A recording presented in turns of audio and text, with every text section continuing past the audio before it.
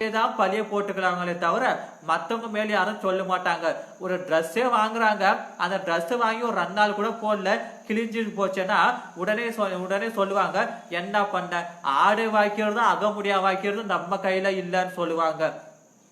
ஏன்னா அந்த ஆடையை போட்டுக்கிறதுக்கான தகுதி எனக்கு இல்லைன்னு தான் சொல்லுவாங்களே தவிர, நம்ம இப்ப சொல்றோம்ல அந்த துணியோட குவாலிட்டி சரியில்லை, துணி ஒரே முறை தான் தேயில் ஓட்டி இருக்காங்க, அதனாலதான் இந்த பிரச்சனைன்னு சொல்லி நம்ம தான் இப்ப இருந்து சொல்றோம்.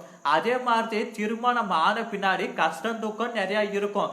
அதுக்கு சொல்லுவாங்க, உரலுக்கு வாக்கப்பட்ட பின்னாடி அடிக்கு பயந்தா ஆகுமான்னு சொல்லி. கல்யாணமும் பண்ணியாச்சு, இனிமே வரக்கூடிய கஷ்ட நஷ்டங்களை நம்ம தான் அனுபவிக்கணும்னு சொல்லிட்டு அப்படிதான் சொல்லுவாங்களே தவிர மத்தவங்க மேலால யாரும் பழிய போட மாட்டாங்க.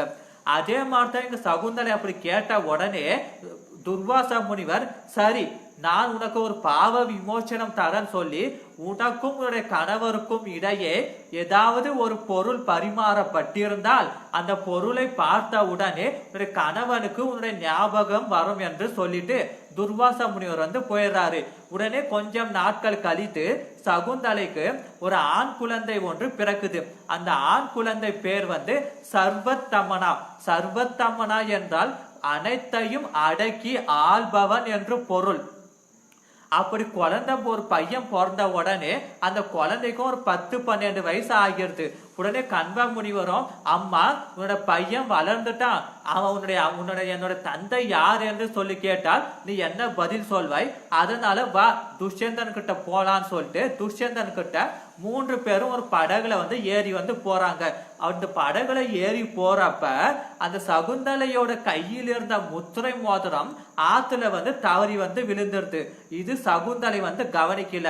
3 பேரும் துஷ்யந்தனை பார்க்க அரண்மனைக்கு போறாங்க. துஷ்யந்தன் இவர்கள் 3 பேரையும் பார்த்து நீங்கள் யார் என்று சொல்லி கேட்கிறாரு.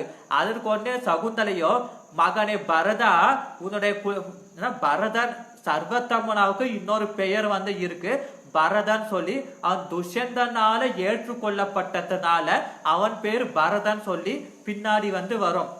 மகனே சர்வத்தம்மனா, உன்னுடைய தந்தையை வணங்கு சொல்றார். உடனே இவன் எனக்கு மகனா, இவன் எனக்கு மனைவியா, நீங்கள் யார் என்றே தெரியாது, வெளியே போங்கன்னு சொல்லி துஷ்யந்தன் திட்டி வெளியில அனுப்பிடுறாரு. உடனே இவர்கள் 3 பேரும் மீண்டும் கண்வ முனிவருடைய ஆசிரமத்துக்கே வந்துடுறாங்க. அந்த ஆற்றில் விழுந்த முத்திரை மோதிரம் ஒரு மீனோட வயிற்றுக்குள்ள போகுது. போயிட்ட உடனே அந்த மீனானது உணவுக்காக துஷ்யந்தனுடைய அரண்மனைக்கு போகுது. அந்த மீனை சுத்தம் செய்யறதுக்காக அந்த துஷ்யந்தனுடைய வேலைக்காரன் ஒருவன் சுத்தம் பண்ணும்போது அந்த முத்திரை மோதிரம் இருப்பதை பார்த்து தன்னுடைய அரசர்கிட்ட எடுத்துட்டு போயிட்டு தரான். அப்படி தந்த உடனே அந்த மோதிரத்தை பார்த்த உடனே துஷ்யந்தனுக்கு தன் சகுந்தலையை கந்தர்வ முறைப்படி திருமணம் செய்து கொண்டது தெரிய வருது. உடனே சரின்னு சொல்லி அந்த கண்வ முனிவருடைய ஆசிரமத்துக்கு ஓடி போயிட்டு மீண்டும் சகுந்தலை, துஷ்யந்தன், பரதன் 3 பேரையும் அழைச்சி கொண்டு தன்னுடைய நாட்டுக்கு வராரு. அப்படி வந்த உடனே துஷ்யந்தன் தன் நாட்டின் பட்டத்து அரசியாக சகுந்தலை நியமிக்கிறாரு. உடனே தன் நாட்டின் இளவரசனாக பரதன், அதாவது சர்வத்தம்மனா, பரதன் என்ற பேருக்கான அர்த்தம் என்னன்னா ஏற்றுக்கொள்ளப்பட்டவன் என்று பொருள்.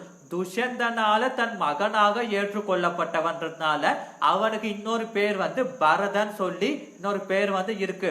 அந்த பரதனை அந்த நாட்டுக்கு இளவரசரை முடிசூட்டுறாரு.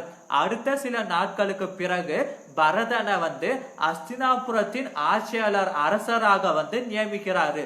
அந்த பரதனுக்கு 3 மனைவிகள் இருக்காங்க. 3 மனைவிகளுக்கு 3 ஆண் குழந்தைகள் வீதம் 9 ஆண் குழந்தைகள் பரதனுக்கு பிறக்குது.